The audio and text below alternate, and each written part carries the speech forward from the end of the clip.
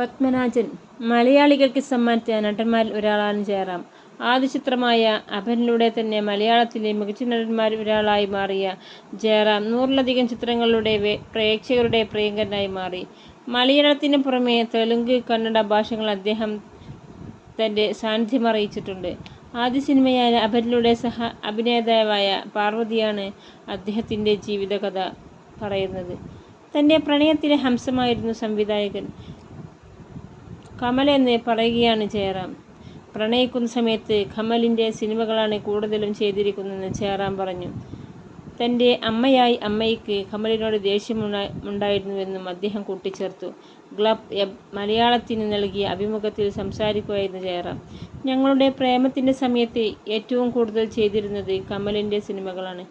പെരുവണ്ണാപുരത്തെ വിശേഷങ്ങൾ, പ്രാദേശിക വാർത്തകൾ, ശുഭയാത്ര എന്നിങ്ങനെ ആ സമയത്തുള്ള സിനിമകളെല്ലാം കമലിൻ്റെ കൂടെ ഉള്ളതായിരുന്നു. അതുകൊണ്ട് തന്നെ കമലിൻ്റേതായിരുന്നു ഞങ്ങളുടെ പ്രണയത്തിൻ്റെ ഹംസം. അതുകൊണ്ട് തന്നെ തൻ്റെ മദർ ഇൻ ലോയ്ക്ക്, അശ്വതിയുടെ അമ്മയ്ക്ക് ഏറ്റവും കൂടുതൽ ദേഷ്യമുണ്ടായിരുന്നു ഡയറക്ടറായിരുന്നു കമൽ.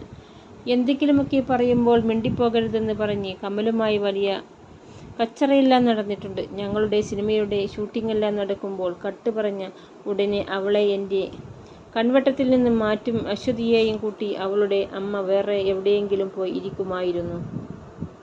ശുഭയാത്ര എന്ന സിനിമയുടെ ഷൂട്ട് നടക്കുമ്പോൾ ഞാൻ കമലിനോട് പ്ലീസ് ഞങ്ങൾ സംസാരിക്കാൻ എന്തെങ്കിലും ഒരു മാർഗം ഒപ്പിച്ചു തരാമെന്ന് പറഞ്ഞിട്ടുണ്ട്.